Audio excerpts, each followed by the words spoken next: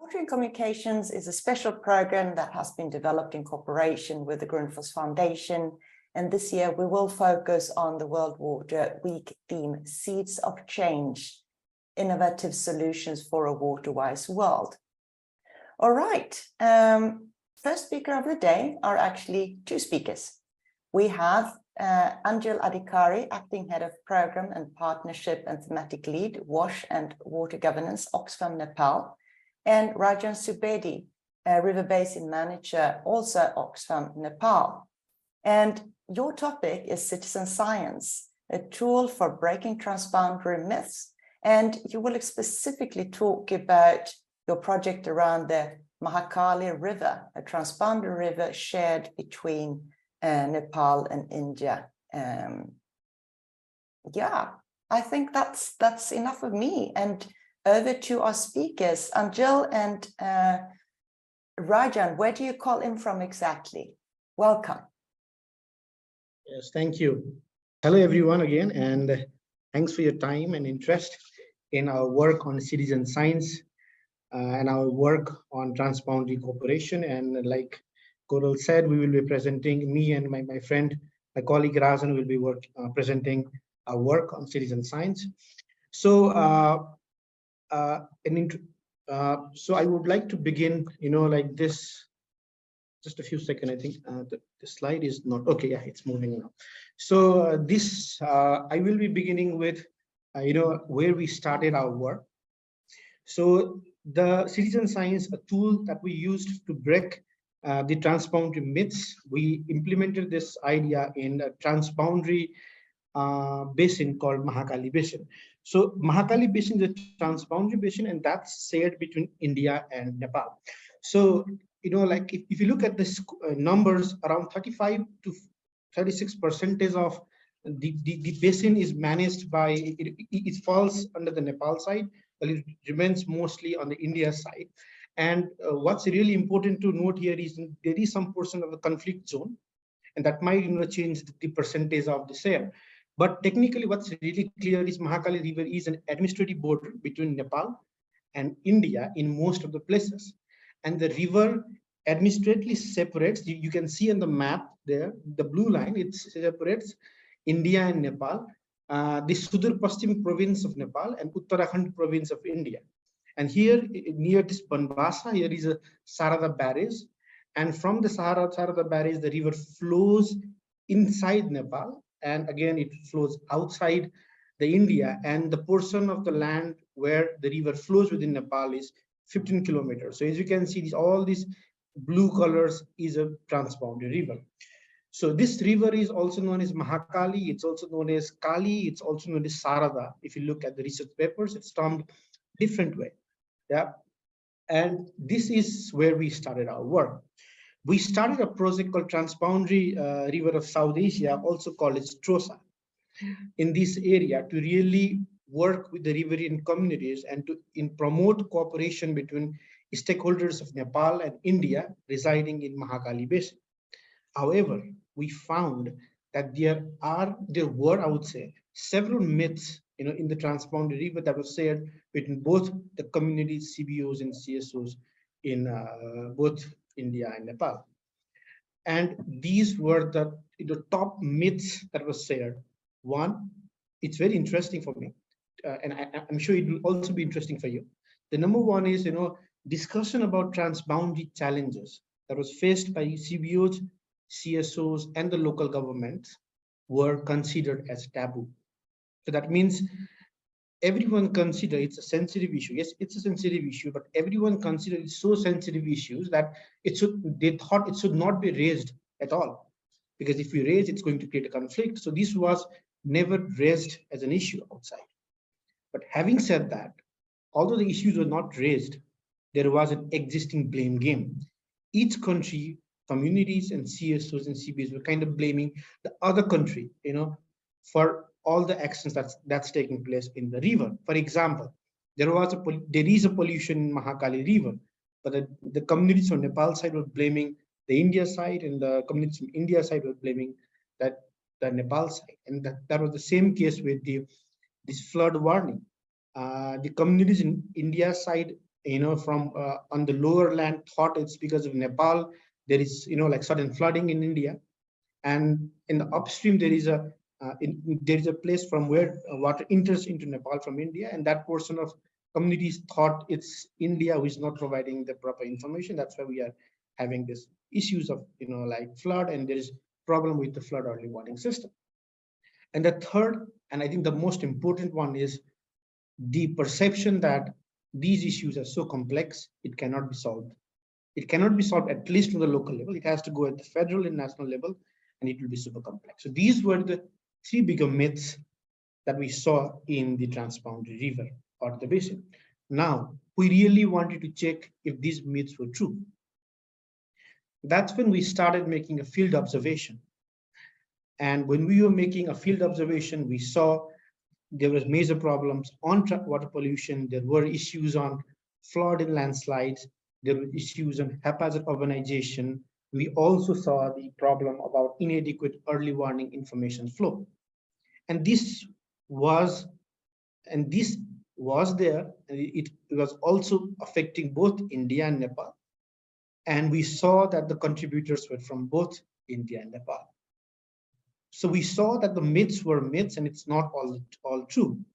But now, Oxfam had an option to really develop a report that these are the myths and this is how it should be resolved, submit it to like the government agencies, and then exit.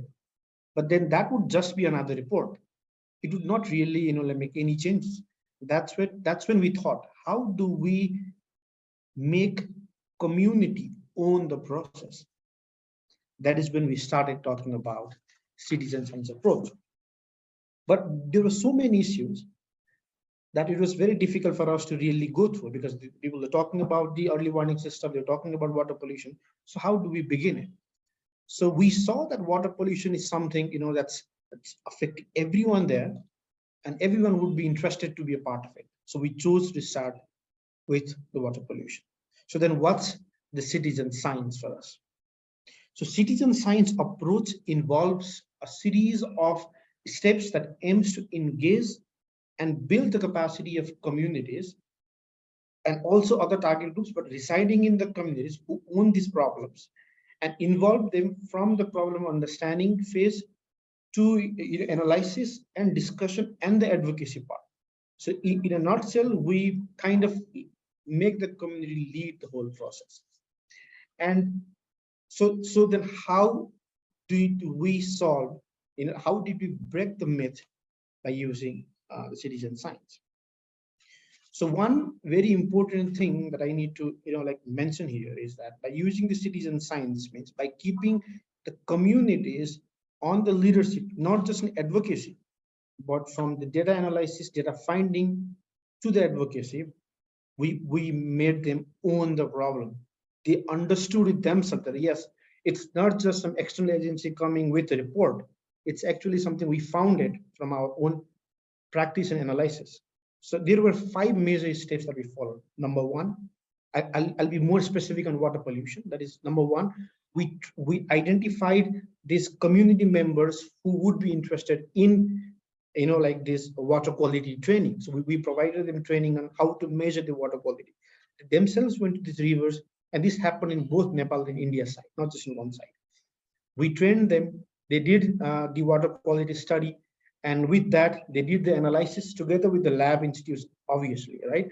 And these were collected, these were analyzed, and the experts were also engaged with them. And they could see that, yes, it's not a myth, what is actually polluted. And it's not just us. They could see there were so many, like those sewerage line coming from both of the countries. So the first myth that it's just one country contributing to it was broken right away. And they saw it themselves. They understood we both have the contributor to it. They also identified who were the contributor. And the findings were together in the both sides of the country, in Nepal and India, were taken to their respective local government. And from that, with those facts and figures, the government originated the platform of discussion. We had a series of dialogues and meetings, and with that, some commitments were made from the local government of both sides. How do we reduce the water pollution? And so these are the steps we followed, and that helped to break the myth. So now today, these communities know that it's not just us polluting it or they're polluting it. It's a joint work, and then they have also taken joint effort to reduce the pollution. Government has made some good steps to reduce it. But to make it a lot easier, I would also like to show you a very short video on how we did it. Imagine your home is on one side of a riverbank which separates your country with another. In such case, communities from both the countries often have to share common resources of the river. And this might give rise to certain complexities. For example, if one country pollutes the river, it will affect the community in other country, and that could easily become a cause for potential conflict. The Oxfam implemented TROSA project is using a creative solution called the citizen science to address this issue. The project brought together 200 river basin communities from Nepal and India and trained them on data collection to identify water quality in the rivers.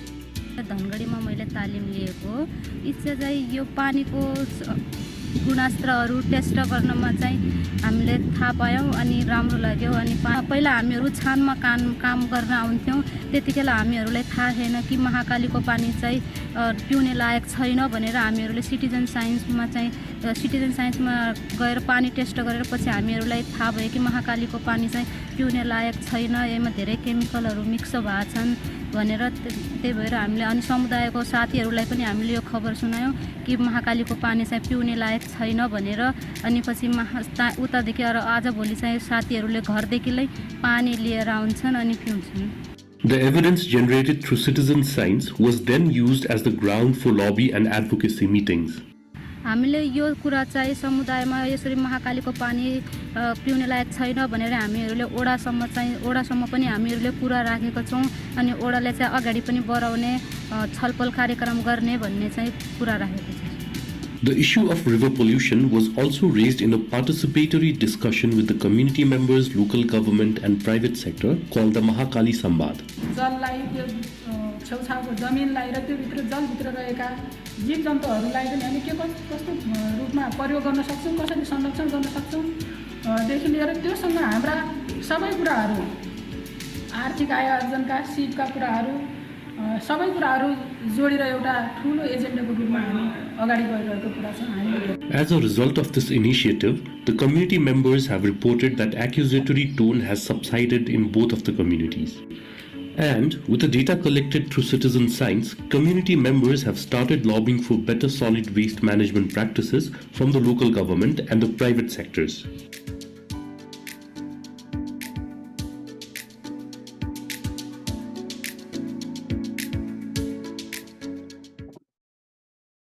I hope you really enjoyed the video, and from this onward I will continue the presentation. As shared by Anjil in his presentation in first slides, and also in the video that you have seen, that there are different steps where we try to build the capacity of communities, strengthen their water quality parameters, try to make them understand that what water quality parameters are, and also making them aware on how they should lobby with their local governments, so that the local government can use those data and informations, and that can be used for policy and guideline formulations at local level. As there are a number of policies and guidelines, so which we're not considering the water pollution parameters, like the fishery management guideline, the sand extraction guidelines. So there were different guidelines, so that were influenced using those data. And even those data were also used for the planning. So where the government that makes their annual plan, where the community people, after generating those information, they were able to influence the government and were able to get some funds from that government plan. So after this, after the influence of local government at two sides, in Nepal side and in India side, then after that we started with a regional level platform. So that's the platform where the communities from India side, communities from Nepal side, including civil society organizations, they could come together and share the challenges that they are facing and even identifying the opportunities. So it is popularly known as Mahakali dialogue. So that's called Mahakali Samvad. Actually, Samvad itself is a term in Nepali, which is similar to dialogue. So where we provide an opportunity for community people to share their challenges, and even the decision makers like local government, sometimes parliamentarians, they come and provide some commitments on that platform. So with this, with all this information, then what we came out, so after those Mahakali dialogue, where we shared the findings of citizen science approach, and in the inline survey, the result came out like the 10% of people who understand that there is some cooperation going on between the communities of Nepal. So it increased up to 70%. That means a net of 60% increase in the confidence that the cooperation has increased because of citizen water observatory. As the communities from both the countries, they came together and they generated that data using the similar methodology that break the myths. And the next is they were able to influence their local government. So the major challenge that they were facing at community level, where they didn't have the evidences, so they were not able to make proper lobby with their government. After the citizen science, they were able to generate budget. So they were most related with the city transboundary water governance. So linking with fisheries, linking with sand mining of that transboundary Mahakali River. Even the private sectors, as you have heard in the video, that private sectors were influenced in such a way that the private sectors, they were influenced, and they also kept some of the budgets. So from their CSR, Corporate Social Responsibility Fund, and they supported on developing solid waste management plan. As in some of the observation, it was found that the major pollution that is coming out from the solid waste generated by hotels and other private companies. Even the communities, they were mobilized for the conservation of river, as it has helped in increasing the trust, raising their awareness. As you can also, as you have also already heard, that some of the community members, even looking at from their eyes, they could not see the pollution in the river. But after the citizen water observatories, the test that they have done by themselves, they understood that the water, as it looks very clean from their naked eyes, is polluted because of urbanization or because of different sources of pollution. So now they knew it, and they started raising the awareness among the community members. So jointly with the communities of Nepal and India. So with this, then what we have learned is that evidence generation by the communities is most important. As Anjil has also highlighted in his presentation in the beginning, that we do have an option. So when we knew that there were myths, so we could have, produce a good reports on myths and the ways to break the myth in consultation with communities, and we could have shared on that way. But what we thought is, after the implementation of this approach, we learned that communities should be involved in generating evidences, so that increases their ownership, and that contributes to resolve the problem, and that increases a cooperation between communities, as it increases the trust, rather than developing a report. Then the second one is we knew that the community level transboundary issue, so that there are small issues that always prevails in the transboundary basin level, where such issues that does not come into the national data. So, and also the local level community people, they think that it's too sensitive to raise it and to deal it. But with this approach, what we learned is, if community is involved on that issues, they can not only raise the issue, but they can build a trust with the neighboring communities, with the local government, with the private sector, and they can resolve it, and that should not be forwarded to the national government. So these are the two major learnings. Now, with this approach, what do we want to do in the future? So the idea is, after this, like a successful test of citizen science approach in the Mahakali Basin, we want to test and replicate it in other transboundary basins like Meghana and Brahmaputra.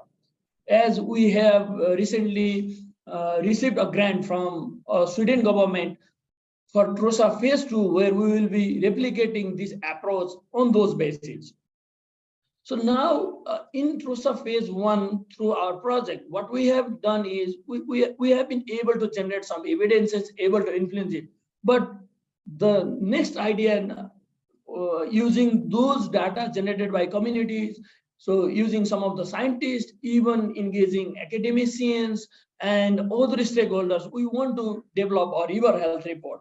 So using those data involving communities, that would really help in increasing a cooperation between communities and even supporting on developing a basin level plan, engaging the communities of both the sides and the stakeholders.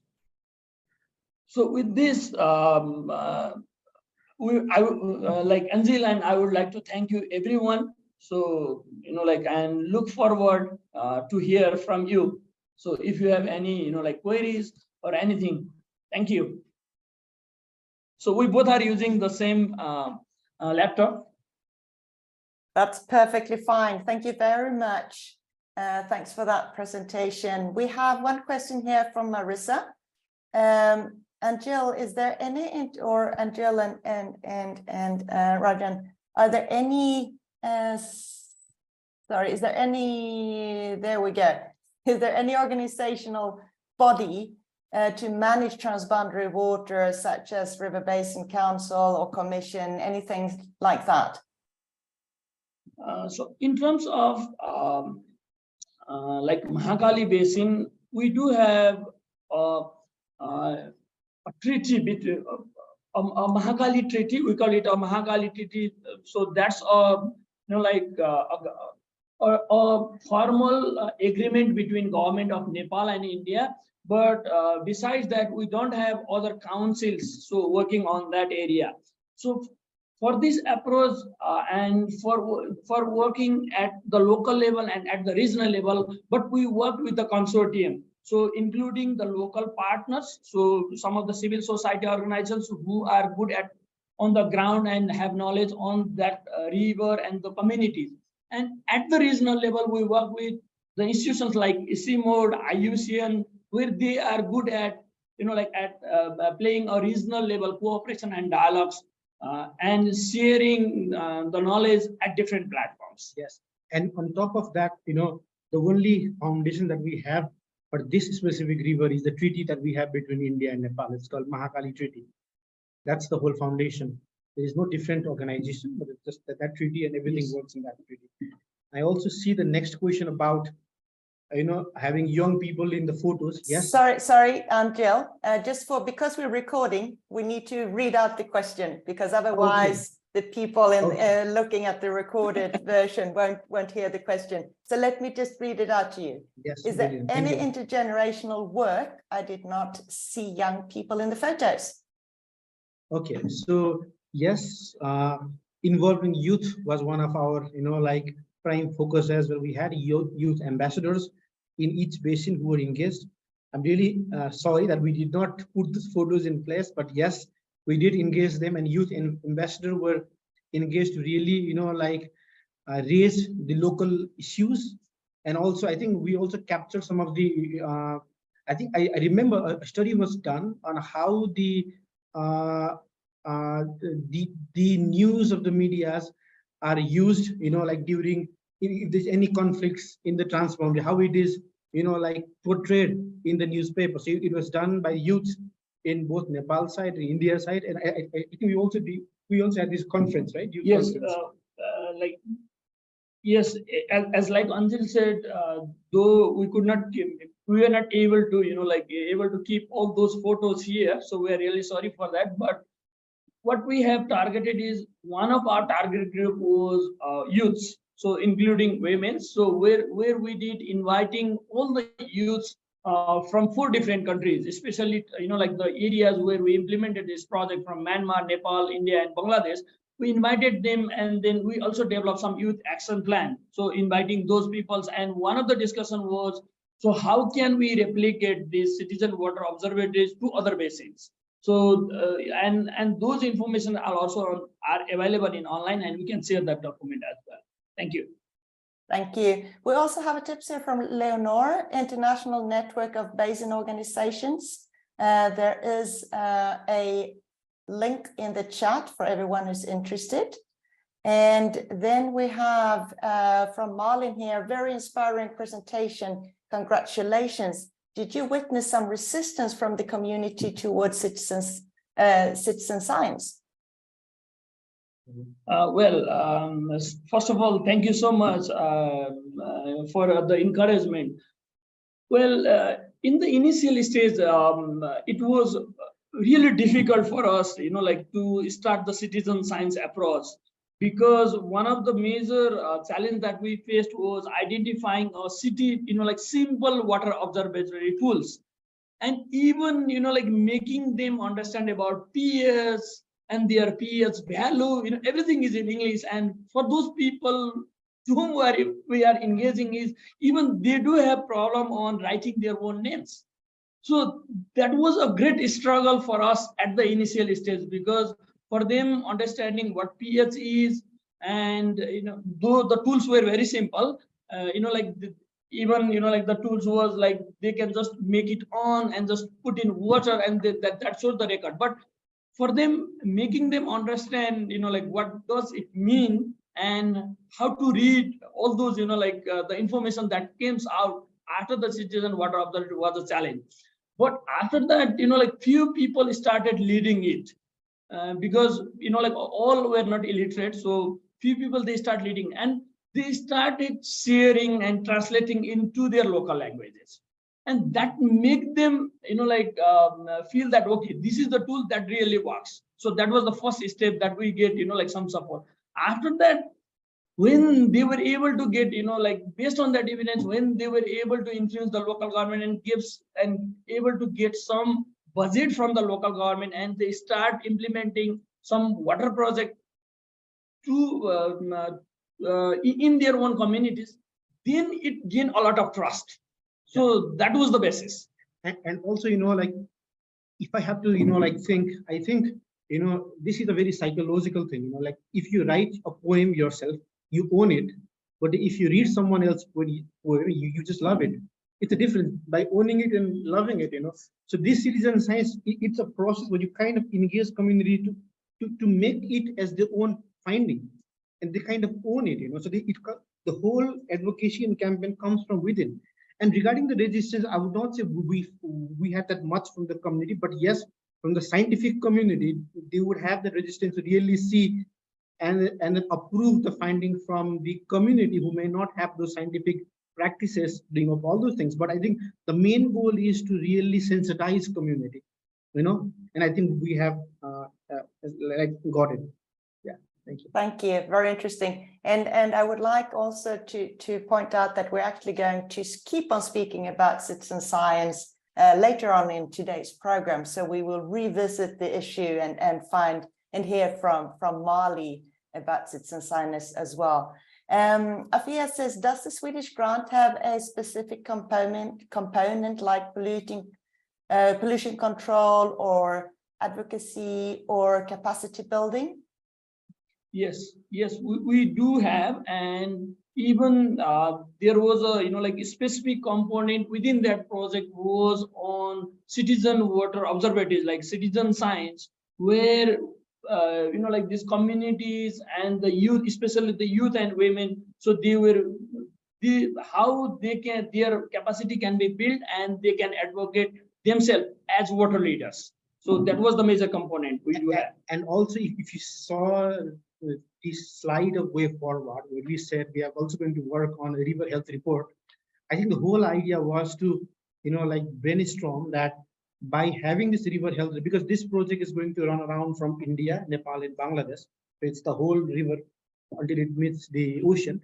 And what we're really trying to do is we're really trying to find those evidences on the health of river from the communities of Nepal, India, and Bangladesh. And the whole plan is to begin a campaign on water pollution?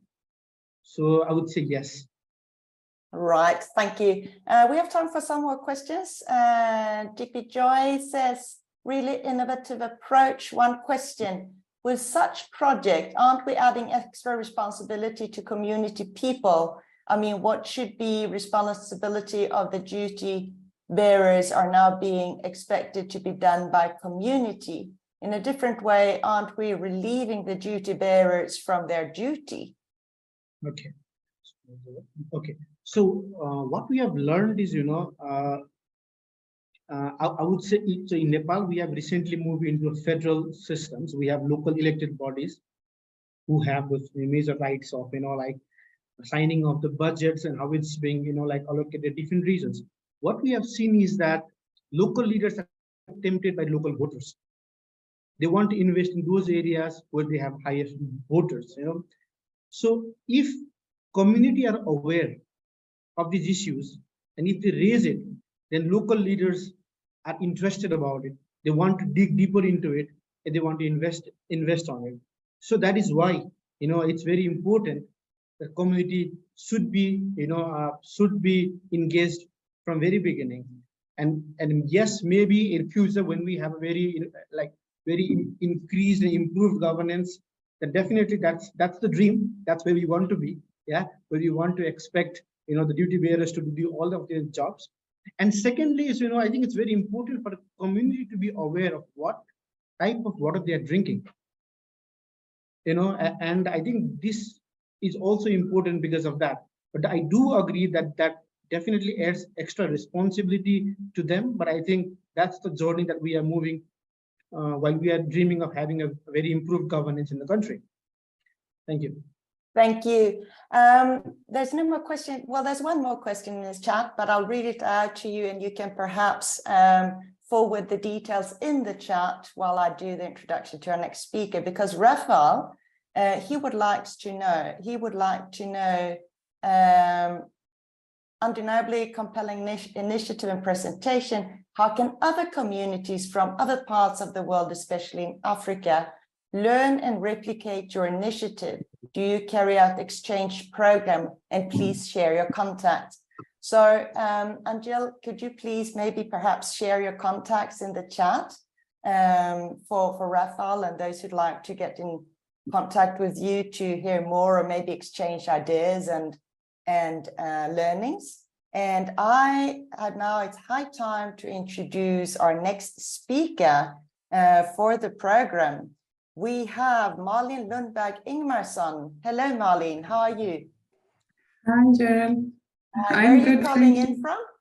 I'm calling in from Bonn. I'm with a climate meeting in Bonn now. So I've kindly been borrowed an office down here at GIZ, actually. So I can sit in a quiet space. Thank you. Thank you very much for joining us. Malin is Team Lead Water for Resilient Landscapes and Program Manager International Policy at SIWI. And you are going to talk about nature-based solutions and unpacking freshwater's role in climate mitigation. Over to you. Thanks so much. So my name is Malin Lundberg Ingermarsson, and I'm the chief editor of the report, The Essential Drop to Net Zero, and some findings from that report that we launched last year, I will bring up here in this session. And when working with this report, it's on the links between water and climate change mitigation. And it became painfully evident that the demand for freshwater resources will increase globally, and that we really need solid water-wise mitigation plans for sustainable development for people and the planet. Next, please. So yes, researchers globally are agreeing that the world is getting warmer and human activities are causing the global warming. And this graph illustrates the change in global temperatures over the last 150 years. So it can't really be denied that it is becoming a warmer world. And climate change will most definitely impact us wherever we live on Earth. And you will probably most likely first experience climate change through water. Next, please. At SIWI, we say that climate change will be felt through too little water, too much water, or too dirty water. And here are some pictures from last year, when many people in the world experienced climate-induced extreme events, such as wildfires, droughts, and floods. Next, please. But it doesn't have to be extreme events. It is more often changes in your daily life. It has been estimated that 4 billion people are faced with severe water stress during at least 1 month per year. And with the changing climate, this problem will increase. Wherever I live, or even where I live, I mean, in southern Sweden, where it's usually raining a lot, we have felt this. It hasn't rained now for many weeks, many weeks, so much so that the farmers are now warning that if it doesn't come rain within the coming week or so, there's a big risk that we will lose this year's harvests. So this is coming evident for us all, I think. Next, please. So we are working with climate change in two parallel ways. First of all, we need to adjust to the changing climate, taking actions to prepare for and adjust to current effects of climate change, but also predicted impacts of the future. And in climate change adaptation, water is key. It has always been so. So there, water is one of the most prominent features in climate adaptation. The other thing we need to do is that we need to mitigate climate change by reducing the flow of heat-trapping greenhouse gases into the atmosphere and limit global warming. And in this work stream, water is rarely factored in. Here we don't talk about water. So next, please. That is why SIWI, together with partners, took on this task of compiling current research and policy on the links between freshwater and climate change. And it resulted in this report, The Essential Drop to Reach Net Zero, Unpacking Freshwater's Role in Climate Change Mitigation. Next, please. And in this report, we have assessed links between freshwater and climate change mitigation. And we did that by mapping mitigation measures by their mitigation potential, but we also looked at their freshwater dependence and freshwater impact. We focused the report on the sectors that substantially depend on or impact water quantity and water quality. And that is land systems, freshwater ecosystems, energy systems, and also drinking water and sanitation services. And we also identify freshwater-related synergies and trade-offs that exist between climate mitigation and climate adaptation, because this is a really big thing and something that's talked about a lot here in Bonn now, that there are a lot of the solutions or the measures that we take for climate change that are good for both mitigating and adapting to. So these are the solutions that we need to focus on. We also took into account synergies and trade-offs to other important things in society, enhanced system resilience, functioning ecosystems, enhanced biodiversity, and contributions to sustainable development. Next, please. So let's look at some nature-based solutions that are relevant for water-wise climate mitigation. Next, please. We often hear about the great mitigation potential in peatlands, but there are many other systems, freshwater ecosystems, that are also need to be recognized and accounted for. And some of these ecosystems are well studied, like some wetlands, but most of them haven't at all been studied enough. So we don't know the impact they have on climate change. And it was, when we were working on the report, it was especially difficult to find data on rivers.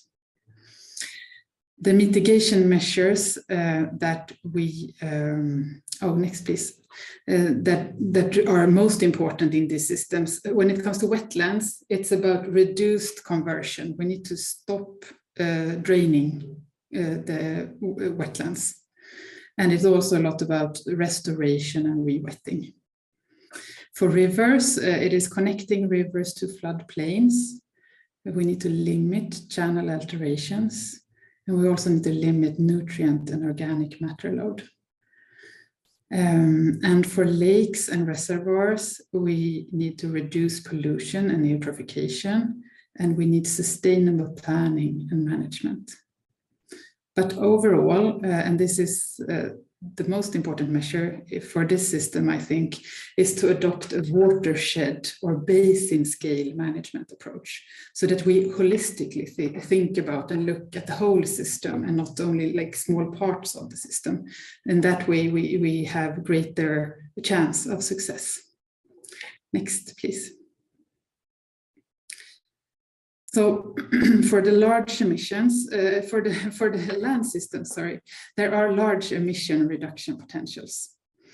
A lot of resources are put into trees, to planting trees and to restoring forests. This is something we hear talking about a lot. But we also need to restore and sustainably manage agricultural soils that hold large carbon stocks. But maybe even more importantly is to also make sure that current sinks of greenhouse gases are kept in the ground, so that we are protecting forests and protecting wetlands and mangroves and so on, that keep the carbon and the methane in the ground. The main mitigation measures in land systems, they include protection and restoration of the natural systems that are degraded, and also the natural systems, but also to restore the degraded areas and to improve management systems, and especially improve management of agricultural soils. And all of these mitigation measures, because you think maybe also what does this have to do with water, but we can't, and these mitigation measures cannot be successful at all if we don't have the water. All of the measures are fundamentally dependent on a functional water cycle. Next, please. Sorry. The mitigation potential in land systems is at risk if we don't take the water risks into account. And we need to consider what happens when we plant trees. And do we have the right species? Do we use the right methods? Because if we don't, there may be undesirable impacts on freshwater. On the other hand, when it comes to land system measures, if done right, they can have great positive impacts on carbon stocks and also alleviate water risks. They can support rainfall generation and drought mitigation, prevent flooding and erosion, and also increase groundwater recharge. So the right methodology and to know what impacts your decisions have is really key here. Next, please. Now we go into the energy sector. For mitigation potential in energy systems, there are nature-based solutions that need to consider water. So transitions toward low emission energy risk producing high pressure on water, depending on which energy sources that we invest in the future. And nature-based solutions such as bioenergy and hydropower, they are low emission energy sources that have really substantial water requirements. And if there are changes in the water cycle, they can be very negatively affected by that. And the demand for energy will increase in the future, especially, maybe not especially, but also in water stress regions. So it is really necessary that we consider potential trade-offs to secure water for all sectors that needs it, and also think like in a country perspective when they plan for their transition to low emission energies. Next, please. In the report, we worked together with a researcher, Fabian Stenzel at PIC, that is the Potsdam Institute for Climate Impact Research. And he is a modeler, so he can model future scenarios. And we got his help with thinking about what will happen when we add additional demand for available water resources by factoring in one extra demand. So this is what we added to the what we have now to face. We also added bioenergy with carbon capture and storage, what is called BECCS. And the global implementation of BECCS is one essential part of many of those scenarios that IPCC has for how we can stay under 1.5 degree global temperature rise. So the implementation of BECCS is still quite minimal, but it needs to be increased a lot in order for those scenarios if we want to follow those scenarios. But the implementation of BECCS, it will require water withdrawals from irrigation, and that is not factored in. So when they did the scenarios, they didn't think about the water perspective of that, and that can be a very great risk for the bioenergy itself, but also for the water availability in the area. Next, please.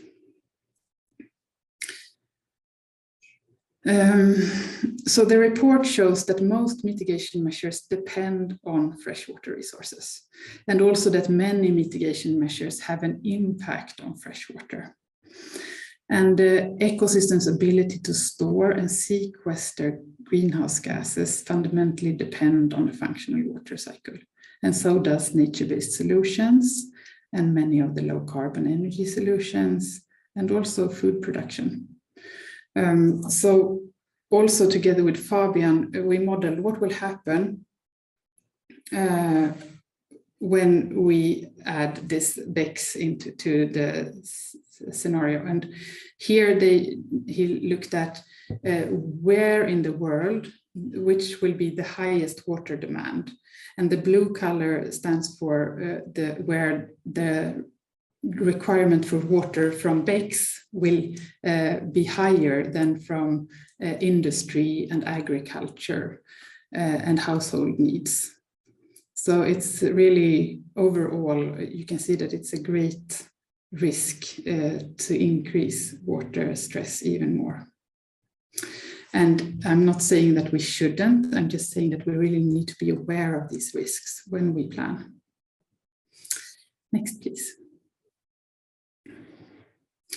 So the report shows that we need to account for two types of risks in climate action, or two types of water risks. First of all, it's the unmanaged risk, water risks that can limit the success. And that is when there comes a flood, or when it comes a drought, that can limit the success of planting the trees that we depend on to capture carbon, for example.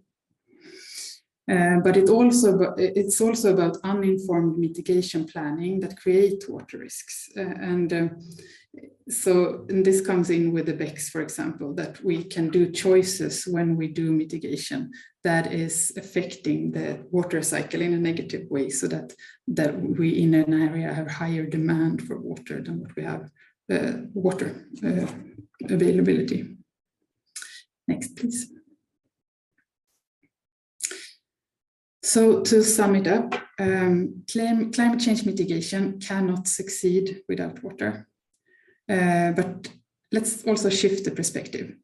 In addition to accounting for the risks, we also need to consider the win-wins, the climate measures or the nature-based solutions with high mitigation potential that is also water smart, those that we should really try to invest in when possible. And using a freshwater perspective can really provide mitigation opportunities. For instance, by supporting the hydrological cycle, by protecting, restoring, and sustainably managed ecosystems, but also by promoting a water-wise transition to renewable energy and mainstreaming water risks assessment for energy planning. And we need to invest in climate-smart drinking water and sanitation services. That also is a way of reducing emissions and recover energy, and to account for water-wise co-benefits and synergies. And this is a way of making investment cases that goes beyond just reducing greenhouse gases. And often these co-benefits and synergies are linked to nature-based. Thing is to invest in integrated approaches, and this is one of the biggest things that we are talking about here in Bonn now. We need to work across sectors, across scales. We need to come together and not stay in our silo. We can't think only forest, or we can't think only water, but we need to really go into working together. Even if it's more challenging, it's still the way to go to really be successful in our work with climate. So it really comes down to having a systemic take on the water demand, to take account for risks and win-wins, both at national and regional and local levels. We need to think, do we have enough water for all the mitigation measures and the adaptation measures, in addition to societal water demands? And probably we will not. So then we need to think, what can we do about it? So we really need to address the complexity and work together. And yeah, this is my main message, that we need to work together, and in doing so, we will have the greatest chance of success in climate change work. Next, please. Yes, here is the report, so you can access it here. And I will keep the next slide is only me saying thank you. So let's keep it here, and you can have a chance to access the report if you want to. Thank you very, very much, Malin. That was very interesting, and I'm glad that you have a QR code here so we can access the report. And also Cecile has put the link to the report in the chat for those of you who prefer it that way. If we have any questions, feel free to write the questions in the chat box for Malin. I wanted to know, Malin, I mean, you released this report, was it just before COP last year, was it? We launched it at COP last year. You launched it at COP, in the water pavilion at COP, yes. And what has the reactions? What have the reactions been so far? There is a great interest, mainly from other people in the water sector, of course. So the big job that we have to do is to also reach other sectors. So that is our main focus now. For instance, we had a webinar series where we raised the issues from these different sectors to invite the experts from those sectors to give their view on this. So yeah, we really try to make other sectors aware that they need to think about water in order to give greater success in what they do. Yeah, because I mean, rightly you pointed out, so rightly at the end of your presentation, the importance of cross-sectorial solutions. And that has been an issue in Bonn. You said, can you give any example of that? In international work in general, when we work in the international policy arena, we now over and over again talk about working integrated. But it's something that's easily said and really difficult to do because it's very, very complex. And me, I'm a forester, so I usually work with links between forests and water. And for me to get the foresters to understand the importance of thinking about water, it's really difficult. And if we should also weigh in all the other potential sectors that are involved, it makes processes very slow and difficult, but it's needed in order to make the bigger changes that we need in society now. So even if it's complex, this is still the way forward to actually create great change. Yeah, totally. And it is slow, it is very difficult. Can you tell us a little bit how you communicated report to reach different sectors and to get an impact there? So yes, I mentioned we have had a webinar series from SIWI, so you can find that on our on our YouTube channel if you would be interested in watching that series. And when working with that series, we invited, so for example, in the energy systems event, we invited energy experts so that they could talk to their people, so that we, instead of us trying to reach them, we use our contacts within that sector to help us reach them. And we've tried to systemically doing that for different sectors. But also here in Bonn, we have events where we try to invite stakeholders from different sectors to come together so that we can think about this in a greater, more integrated, holistic way. Right, thank you. I think what you said there about inviting experts from different fields to reach their peers in their turn, I think it's quite interesting and very valuable from a communication point of view, as we are trying to become better communicators on this class. Cecile has also, for those of you interested, she has posted the link to the webinar series that Malin mentioned in the chat. So it's there for everyone who would like to catch on it. Just one more question. I know that, I guess that the ultimate aim or the goal of the report is to influence also policymakers and strategists to take better decisions and make change happens. But can we all play a role in water mitigation? And how in that way can we do something? We can all play a role in making informed decisions when it comes to water, and this is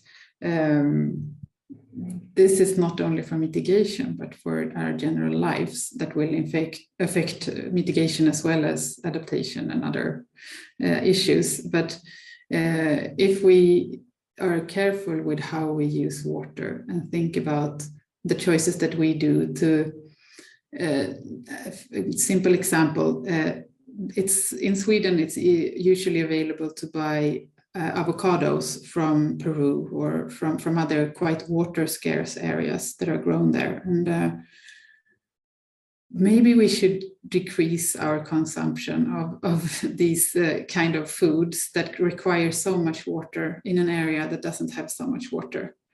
So it's quite challenging because we need to know a lot to do these choices. So it's a lot to ask for someone who isn't into that field of knowledge, but for as much as we can to understand how we impact the world, I would say.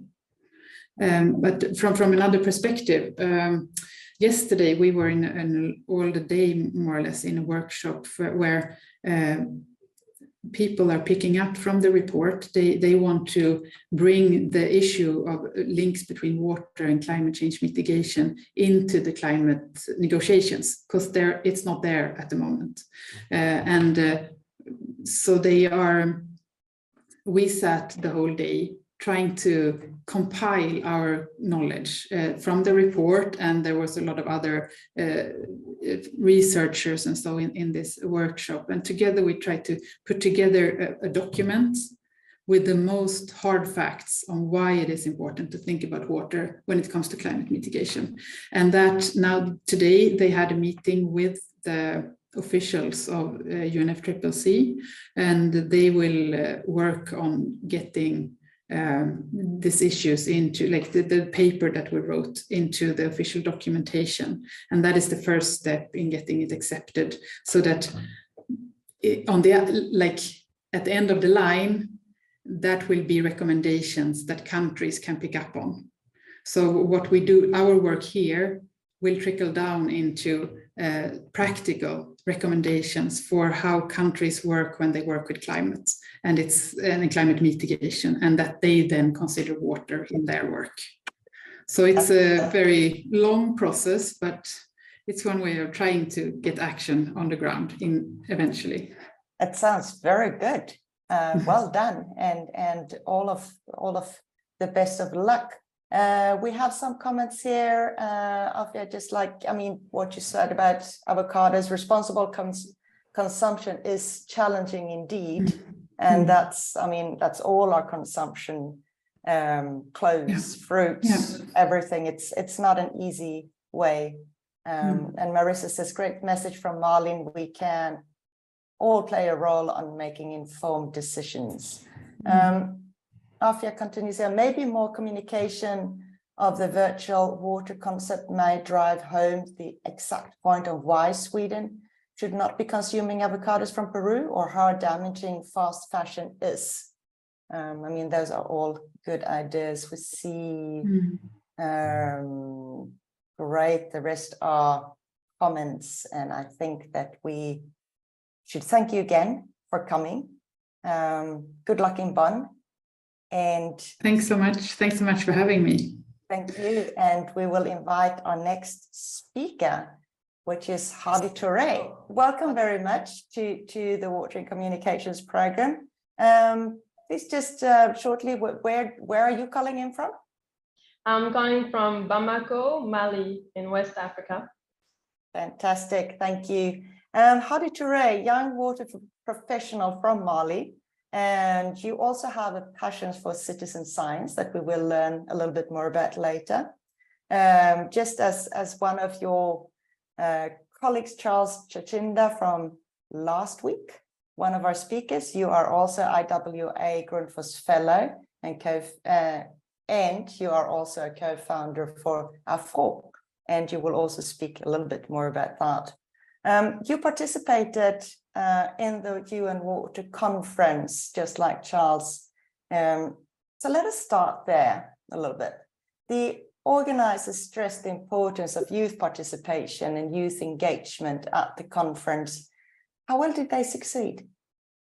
I felt a strong presence of the youth at the UN Water Conference. Generally, like in my region, the very lucky young people that are granted the visa and sponsorship to participate in such events are very scattered, and their engagement and impacts are minimalized if they ever participate. So it is really important for me to note that many people, especially young people, didn't get access to participate or didn't participate in the UN Water Conference because of visa issues, and despite receiving funding. So this has been a major issue that the young people from all over the world are discussing currently.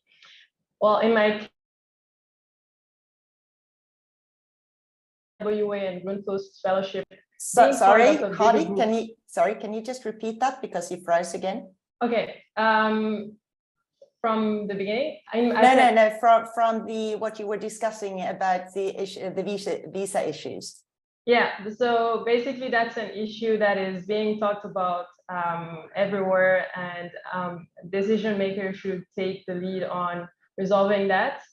In my case, with the IWA-Grundfos Fellowship, being part of a bigger group of young professionals and coordinating with other youth movements like the Global Youth Movement from Water, it really made a difference. when it comes to the impact that we had as a group to the participants of the conference. I was really able to make connections to improve my own network, and we were able to participate as rapporteurs. And for example, I was a rapporteur for a breakout session during the roundtable on empowering women, youth, indigenous persons to accelerate global water security in the water action decade. I actually had a lot to say in that session, but we ran out of time. And when I submitted the report for the rapportage, I wrote an entire list of recommendations based on my own experience in the field. And this is really how I think we can make valuable contributions as young people. And I'm really grateful for that opportunity. All right, you said you wrote an entire list of recommendations. Can you share some of those with us? Sure. So basically, the roundtable, the discussion was about like using assessment tools for evaluating gender in water utilities. And I work in the Malian water utility now as a hydraulic modeler, but I piloted a whole gender assessment tool in my utility, and some of the recommendations included that when you're using such an Excel file to assess a community, you have to take into account the context of that community. And there's, I think, sometimes the work of actually having to translate this Excel tool into the reality of our utility is overlooked, and it takes a lot of time and effort and involvement of the people and the women especially. And translating that with the sense, but also with the language, because most of these tools are available in English, and I spent a lot of time translating them into French. So these were some of the tips that I was able to give in my report, and I think they were well received by the organizers. All right, great. Looking into this specific workshop, we are dealing a lot with communication and water, how to improve communication. What would your suggestions be if we want to spread young water professionals' ideas and experience about water? So I personally actually went into studying environmental engineering abroad without really knowing what kind of career path I would have when I come back to Mali, because that was always in my mind. You know, I didn't plan on staying abroad for my studies in the US. I started doing some research during my studies on wash in Mali, because I found it hard to relate to whatever technology we're learning in the US. And I learned and realized that there weren't many specialists in these fields, especially women specialists. So that's when I started sharing on social media about my lab and field work. And a lot of young women actually reach out to me to show their interests in my work, or they were studying the same thing, but didn't know where to start. So they were kind of having the same struggle, and to link their work or whatever they study back to their home country in Mali. So I was part of a scientific women association that used social media to promote Malian women in science. So we had Wednesday, Women Crush Wednesday, where we would feature female scientists that are excelling in the field and coming from Mali. And this is how I was able to really grow my network in Mali as a student abroad in water. And we also organized design thinking trainings for high school girls in rural areas in Mali. I was conducting these trainings in the field, and this was my very first exposure into translating very technical engineering terms from sometimes also language from French, and sometimes to Bambara and French, but also into simple non-scientific terms for teenagers to understand and be able to relate to. So we also put the high school girls into work. We did activities in their laboratory that was equipped, probably never used before. So during this exercise, I realized my passion for transferring my knowledge in this way, particularly. And I also discovered my passion for creating alternative, innovating teaching content to complement the current traditional education system in Mali, which is made by mainly old men that are stuck in the past. So this had led me and a few female colleagues and friends to set up a social enterprise called Afr'eau, which stands for Action, Formation, Training, Research. Sorry, Hadi, can you take that from Afr'eau? Yes. So Afr'eau stands for Action, Formation, which is training in French, and Recherche, which is research in French, also in water. And this organization aims to conduct action-based research while involving communities that are more affected by poor water, sanitation, and environmental management. Thank you. And how is it going with Afr'eau? So far, I think I was able to present about Afr'eau during the UN Water Conference, and we organized a workshop with my colleague and co-founder during the GWOPA Congress about water operator partnership in Bonn last month.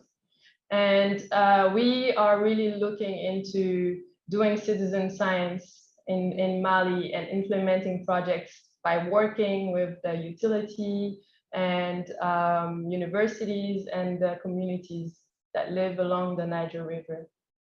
All right, thank you. Your current research on citizen science that you're doing for your fellowship with IWA-Grundfos, could you learn something from the UN Water Conference in that particular field and then use it for your own research?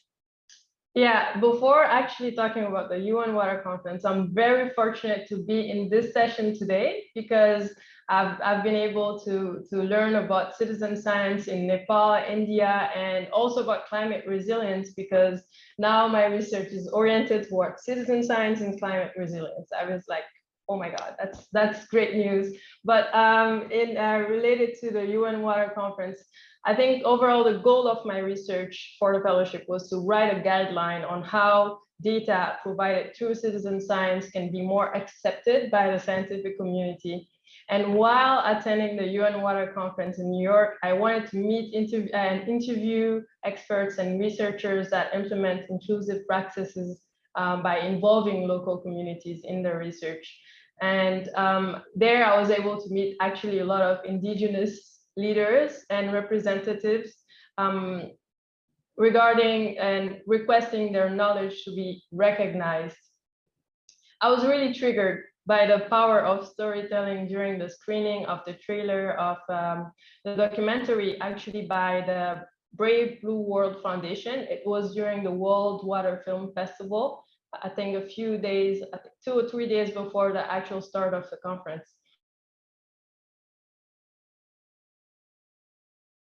Knowledge in Peru. We had a little moment of freeze again.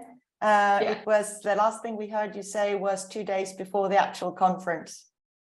Okay. Yeah, sorry about the bad No, timing. don't worry. Yeah, so at the 2 days before the conference, there was a World Water Film Festival, and this is where the documentary about our Blue World Water Odyssey was launched. I think it's being filmed at the minute, and it is about valuing traditional knowledge in Peru. So going to the conference thinking that indigenous knowledge was valued by being recognized by the scientific community, I think I changed my mind, and my mindset completely switched after talking to the leaders. And so was my research proposal, actually. And I realized that this knowledge does not need validation from the scientific community. It is a knowledge that can be valued as is, and we shouldn't force it to be completely scientific because it would change the nature. So instead of writing a guideline on how to make traditional knowledge more accepted by the scientific community, I'm now looking at the different levels of participation of citizens in the scientific research and how that affects the success of the citizen science project. So I was able to get a real-time example on this session earlier about how citizens were involved in the whole process, not just the data collection. And I think this is really, really interesting. And I might reach out to the speakers from Oxfam later on after the session. Absolutely. This is also all about sharing knowledge, experience, and networking. But tell me, I mean, what otherwise are usually the most challenging part with citizen science and to get it accepted, as you say? So I think from my literature review so far, I think it's really important, the data collection on having citizens to actually follow scientific procedures to get the correct data is one of the bigger challenges. And also I've had a hard time finding articles on actual research that has been done by communities. So this is probably due to the fact that maybe their research or the paper that they write is not accepted by the journals. So maybe lack of inclusivity in that sense. And yeah, I've been trying to reach out to different people, but then it's not really mainstreamed in the scientific era or space. Right.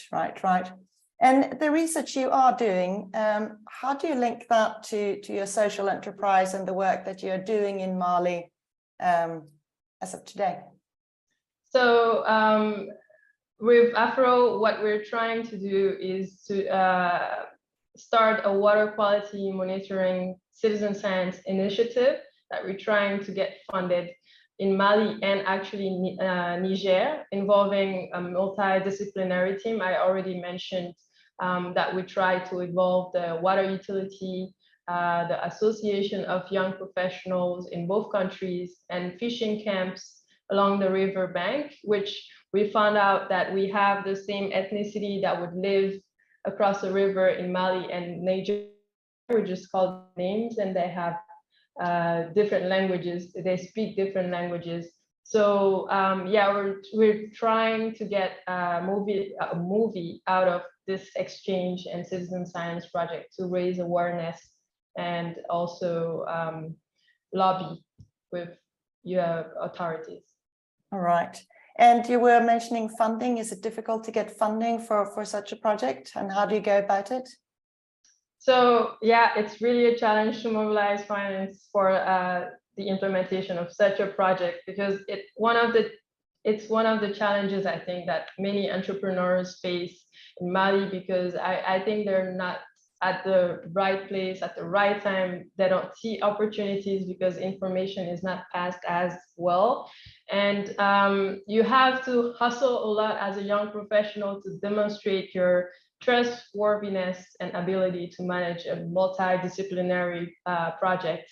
And I think this also requires universities and research institutes that offer grants for projects to be less regarding of the quality of the data collected, because you can go for people that fund research projects, but then communities are doing the research. So they will have higher standards to lower to adapt to the demand of citizen science, which is also being raised, but not really common still in our countries in Africa.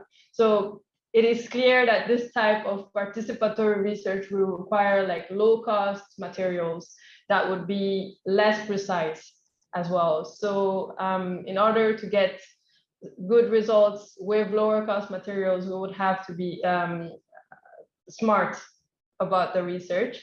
And I was actually fortunate to have connections with all partnering structures here with the utility where I work.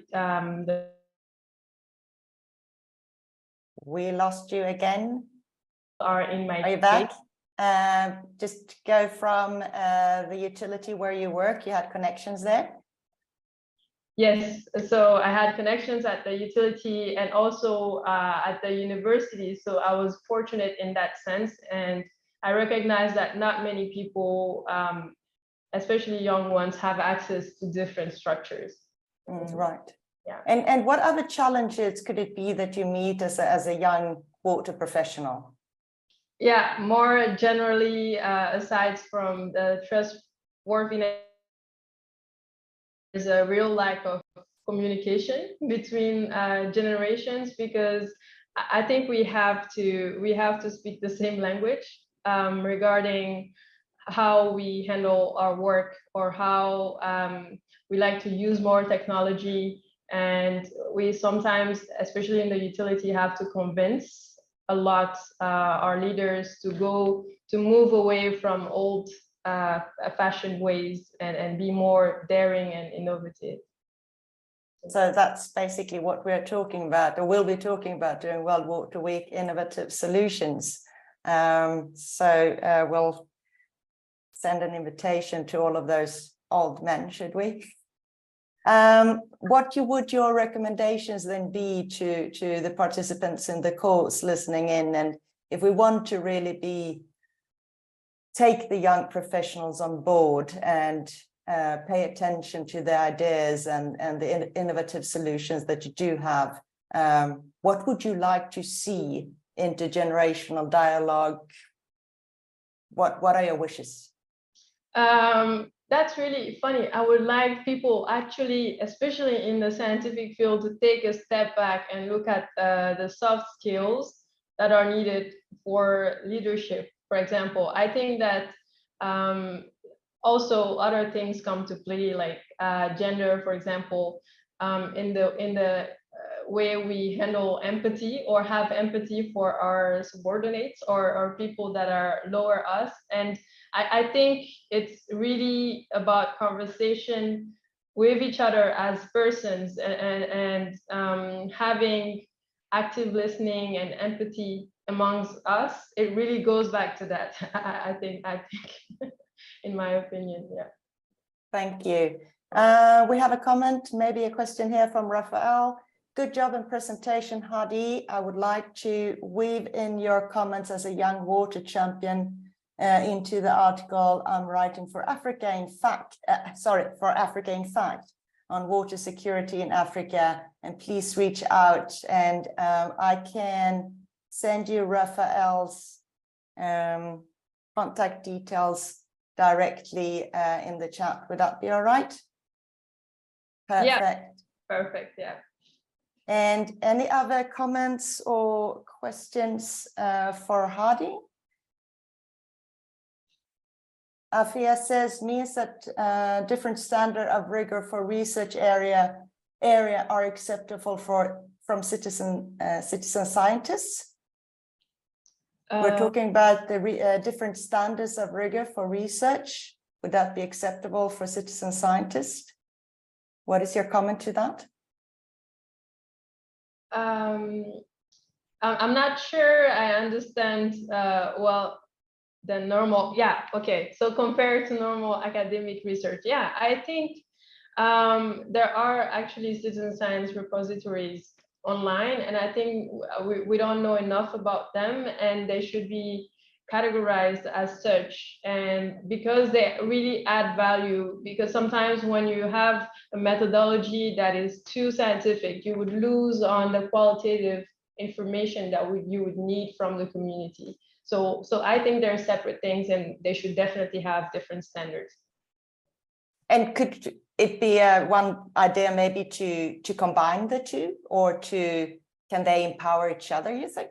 Yeah, that's the ideal, I think, for scientific people to maybe lower a little bit their standards.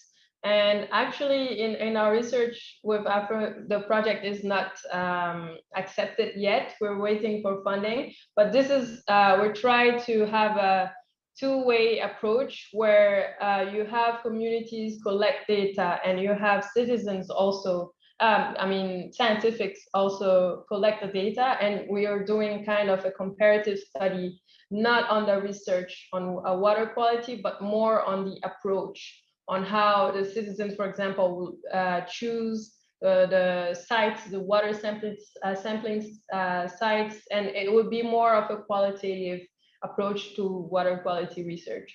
It does combine the two. Right, thank you. Afia also comments, just final comment, like experimental information is all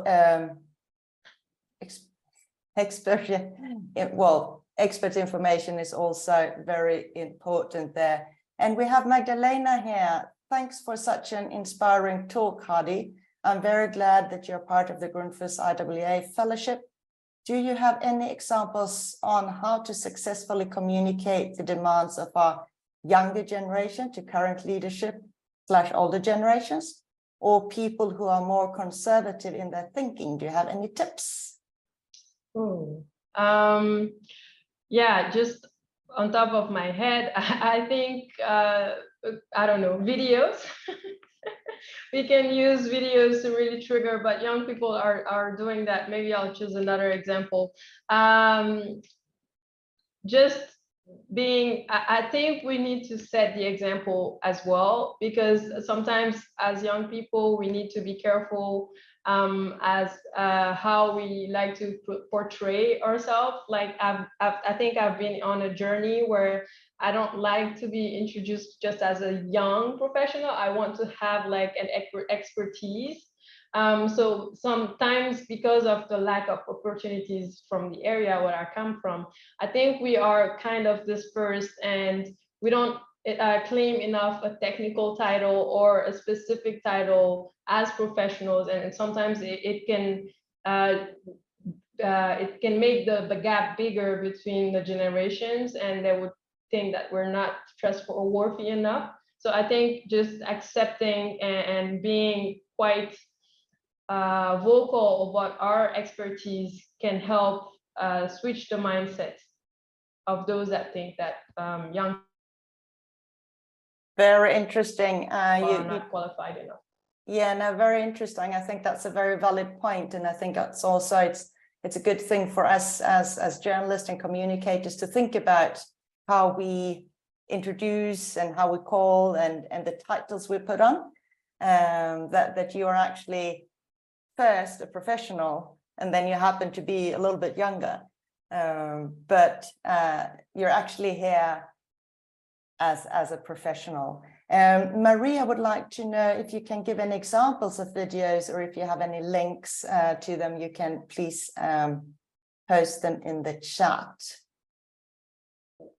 Maybe I can think of young people that actually are inspiring and send their profiles to Maria. Yes, or what you yeah. can do, Hadi, if you can please think about that and send the profiles to me, and then I can share them with the whole group in case you don't, come up with any names or any inspirational examples during this session. Then everyone can have a look at that.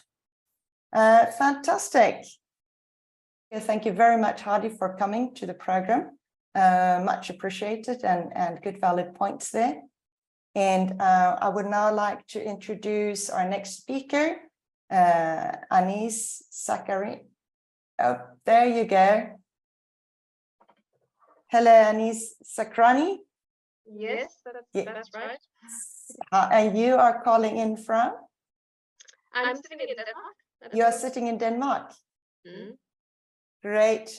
You are Water Access Director, Grundfos Safe Water. Welcome to the program.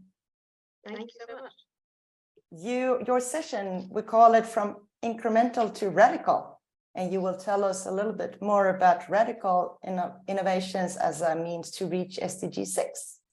Over to you. Thanks a lot.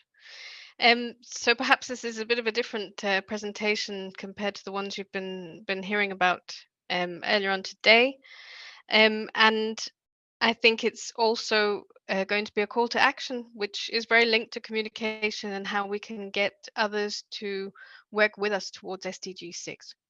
So just to start off, I'm Anise Sacranie. I'm the Water Access Director for Grundfos Safe Water. For those who don't know, Grundfos is the world's largest pump manufacturing company. We are foundation owned, meaning that we actually have the opportunity and space to also consider how can we make a positive impact with what we do. So we actually have a unit of about 20 people that are focused solely on bringing water access to underserved people around the world. So what I wanted to just talk to you about today is our initiative towards that objective, and how we would like to use communication to inspire and create innovation in the sector. I myself come from the energy sector previously, and I have to say, and I'm sorry if I offend anybody, but I feel like the water sector is, a little bit behind the curve in terms of innovation and getting that excitement around water access. And I would also just like to say, Hadi, it was nice to hear you speaking as one of the Grundfos IWA fellows. And trust me, the labels they may change through life, but you still get labels, whether it's young or old or whatever it may be. I will share my screen, so you'll need to tell me whether it works.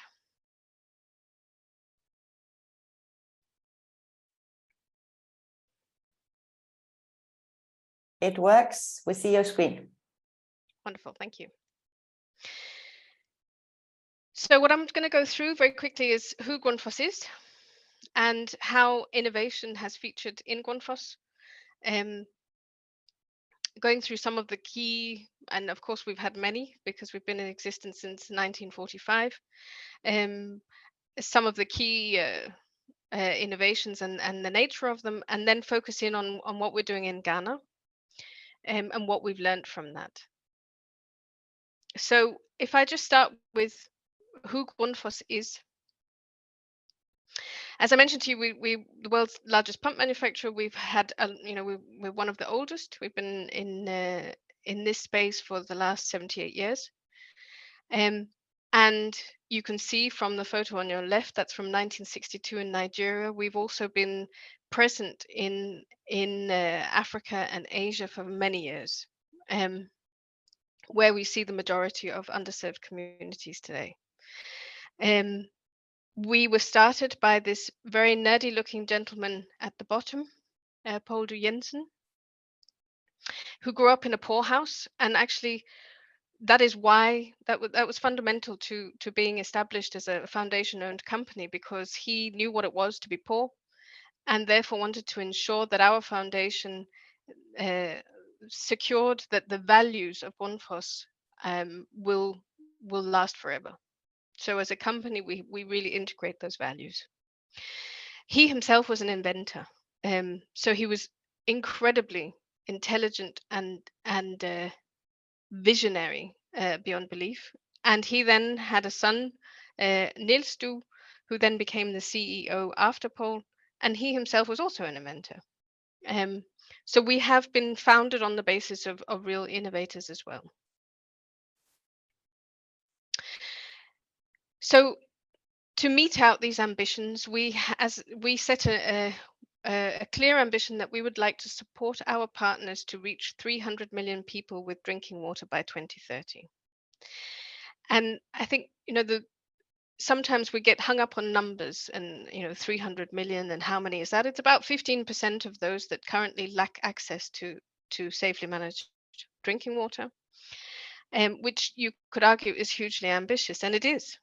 And the reason that we want to be that ambitious is because we want to create impact and, and significant change that means that we solve this problem. And I think, the phrase here, the world is full of problems that can be solved in a better way, was something that Paul Du used to say. And that's what we want to apply to how we solve the water challenge. So we need to drive radical innovation to that.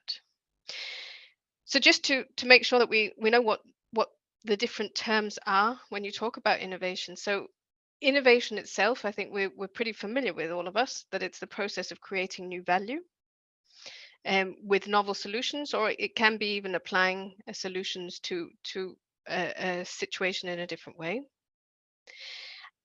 And radical innovation is something that really is considered a breakthrough. But it's not just a breakthrough in terms of technology, it can also be in terms of business models or other factors that affect how a solution can work. So just to make that concrete, the iPhone is a radical innovation. Our SQ Flex, which is a solar-powered pump, was also a radical innovation. And even things like energy savings contracts, which are applied now in the water space, that is also a very different way of working, and could be considered radical because it opens up potential and opportunity. And then we have incremental, which is just continual improvement on an existing innovation, and so software updates or new versions of pumps would fall in that category. So what kind of radical innovations has Grundfos been through? Well, we've actually, of course, had both radical and incremental. So the first being that Paul Du Jensen started his workshop in the cellar of his house. And you can see the very rudimentary equipment he used as a blacksmith. And he actually developed the pig, which was the first pump in 1946.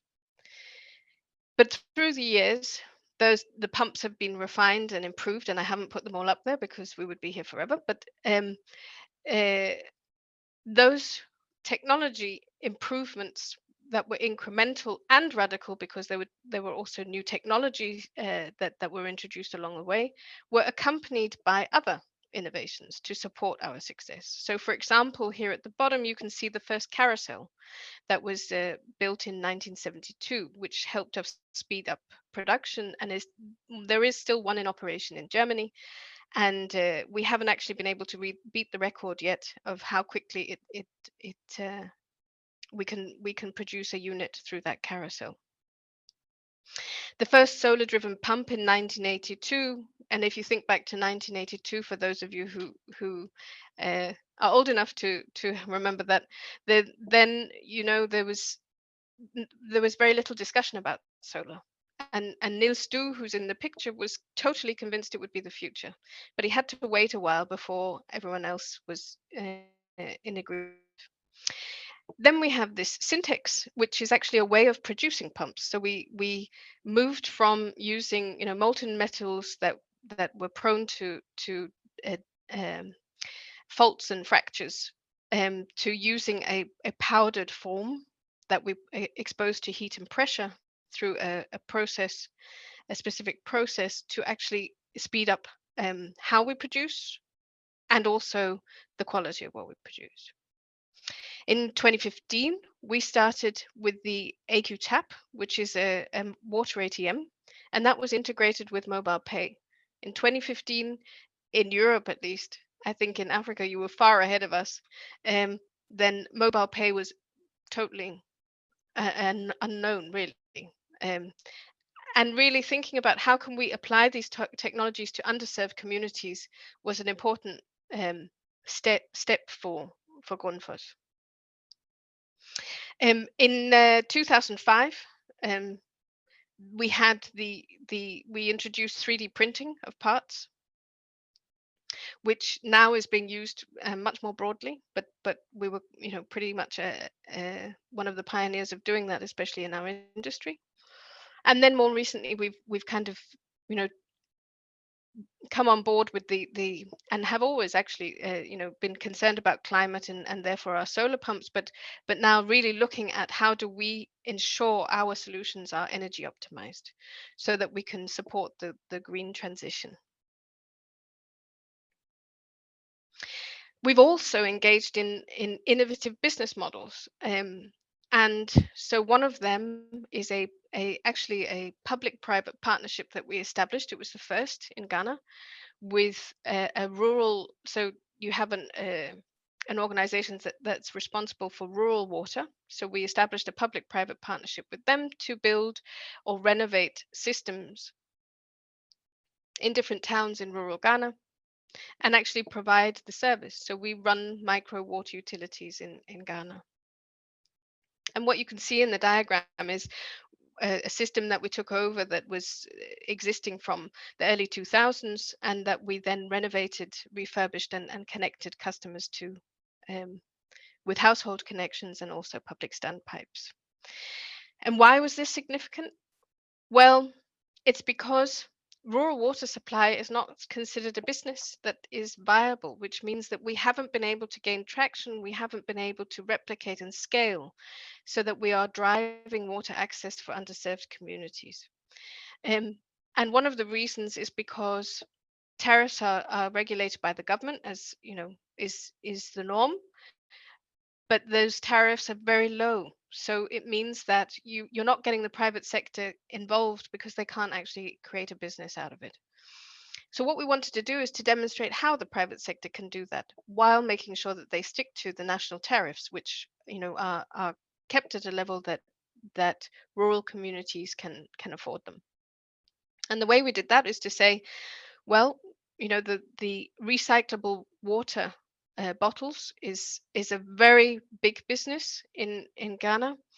At the moment, actually, it's more sachet water, which is both not particularly good quality and also very damaging to the environment because of all the plastic that gets thrown around, and hugely expensive for as a drinking water option. So we decided to produce these 20-liter bottles that are good quality water, that are actually half the price of others on the market, and at the same time provide the revenue generation that mean that this community can be served with clean drinking water at an affordable level.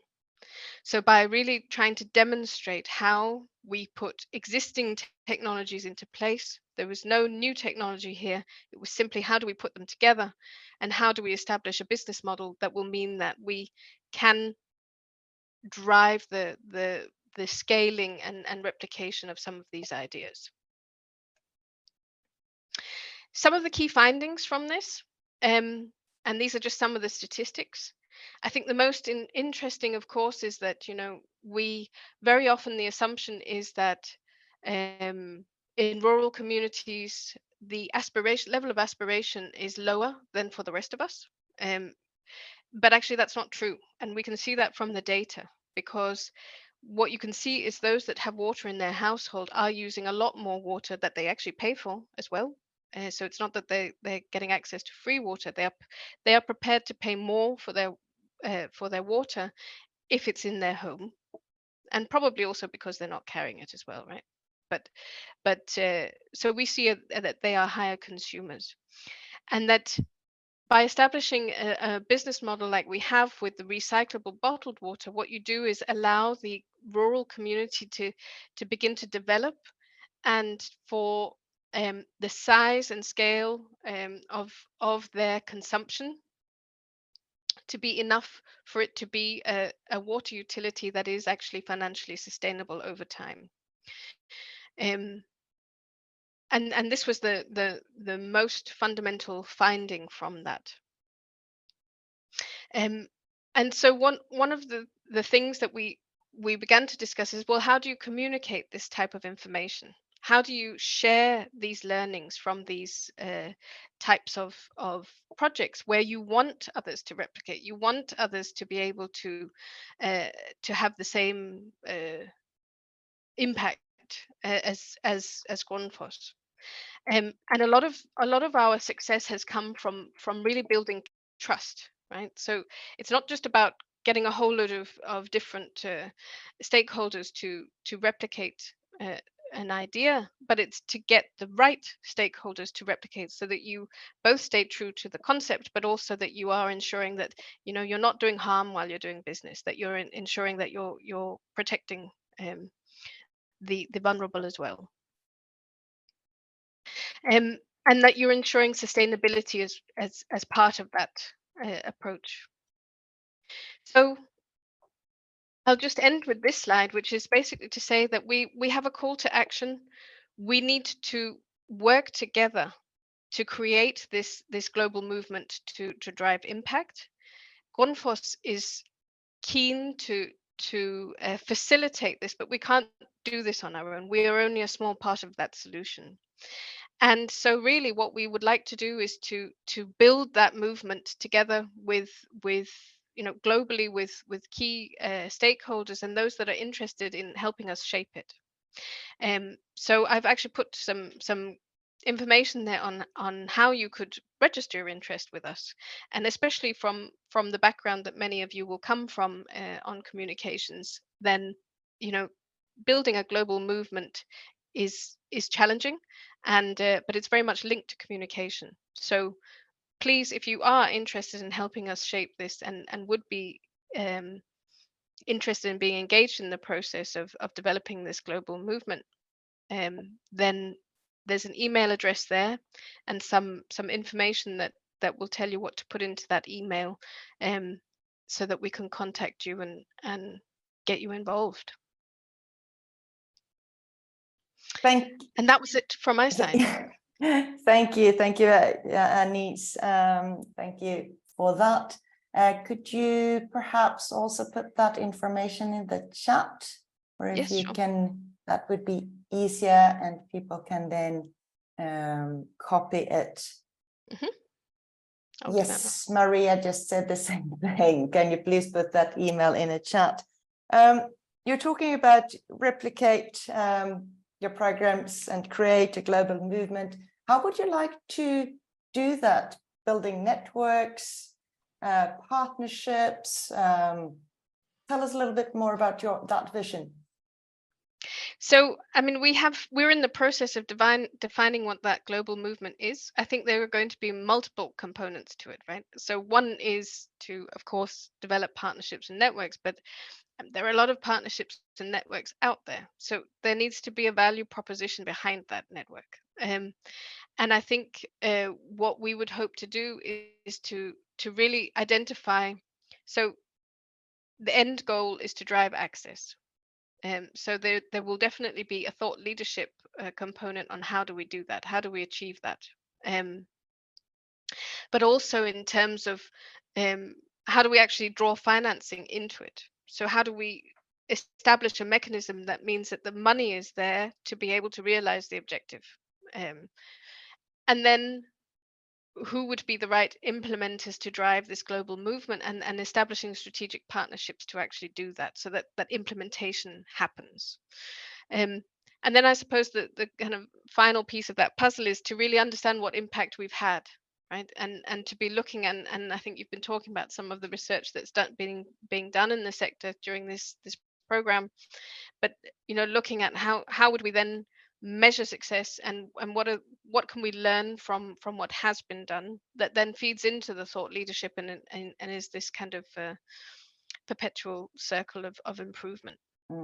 You were mentioning finance there and the challenges of actually getting finance into these projects, and in your presentation you also were talking about the pricing of water, and that the private sector doesn't really seem it's viable to get into projects like that. I mean, do we speak too little about pricing of water and the value of water? Must that be part of the conversation as well?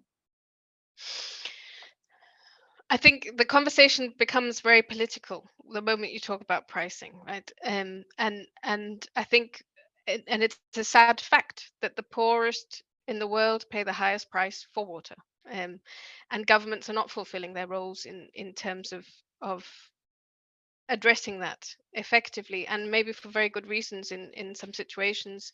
I think in other situations it's simply because those rural communities or the underserved communities they don't feature high on the priority list for investment funds for those governments. I think also one of the challenges is that international financing is geared around very large scale projects. So if you talk to any of the large development financing institutions, they will say, yes, we're interested as long as you're in the tens of millions of euros and up. Now, how do you build a portfolio of projects for rural communities of that scale? So they will always drop out of that picture. So therefore, I mean, I think in terms of pricing of water, to come back to your question, I think that it should be a discussion, because we need to ensure that it doesn't lead to exploitation. And therefore our model has to address that fact. If we are to run, it's like anything, any business. If we are to run this business, and whoever runs it, whether it's private sector or public sector, whoever's providing a service, they need to cover those costs. In the private sector's case, they would need to make a profit out of it. So how do we ensure that we have a tariff that's affordable for the end user, but also takes care of those conditions, and what financing is needed to assure that? So more financing into smaller projects, that's one solution. Yeah, and so that's what we're looking at doing, is to build a pipeline of projects that we can secure that investment for, so to facilitate that process, to try and streamline that process. Right. I'm not sure if you can answer this question. I got another question from one of the participants in a previous session who was talking about the public utilities and the role to achieve, well, basically the public utilities and their role to achieve universal and equitable access to safe and affordable drinking water. And she was elaborating around the question if we don't bring in the public utilities enough in the discussion, and if they could have a more prominent role in the discussion. And what do you think about that? I think some of our closest partners are public utilities. Right. And that's even the case in Ghana as well, as the example I showed you. I mean, our partner is the government. It is it's a government agency, but they are responsible for water service provision to rural people. So I totally agree with that. And I think at the end of the day, what we should be looking at to drive SDG 6 is really, how do we support public utilities to become viable, because it is their role.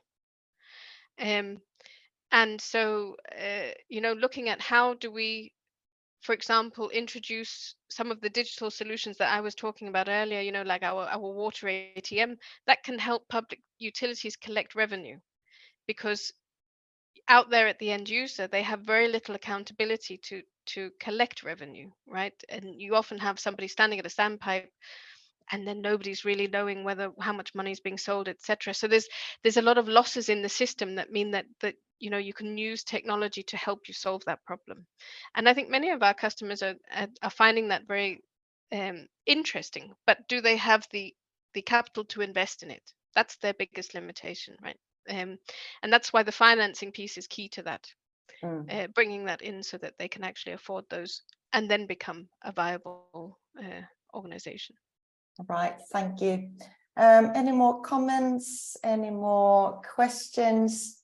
We have Sacranie's contact details here, or safewater@grundfos.com if you want to join the call for action and take this movement further and be part of driving the movement. I think we have come to the end of our program of today. There we have Alban.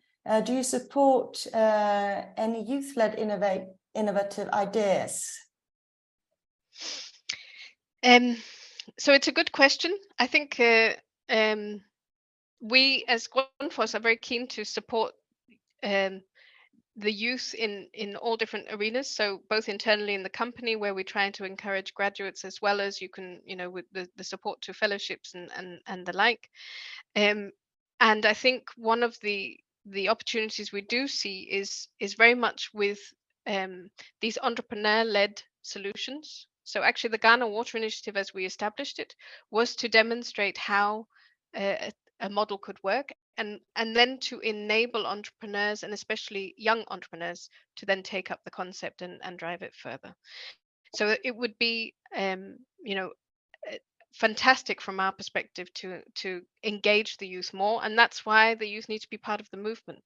So Alban, if you would like to, then please share your ideas through the email address and join the movement, because if you're with it, then you get to shape it.